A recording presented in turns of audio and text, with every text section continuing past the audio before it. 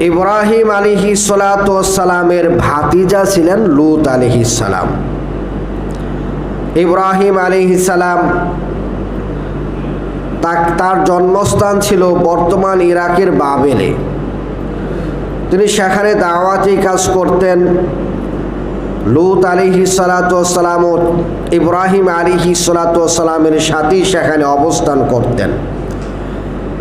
এক পর্যায়ে আল্লাহ রব্বুল আলামিনের আদেশে ইব্রাহিম আলাইহিসসালাম তার স্ত্রী সারাকে নিয়ে হিজরত করে চলে আসলেন বাইতুল মুকাদ্দাসের অনতি দূরে কাছাকাছি একটা জায়গা কিনানে। তখন বাইতুল মুকাদ্দাসের অস্তিত্ব ছিল না। তো ইব্রাহিম আলাইহিস সালাম এই ফিলিস্তিনে কেনানে চলে আসলেন। ইব্রাহিম আলাইহিসসালামের সাথে লূত আলাইহিসসালামও এখানে চলে আসলেন।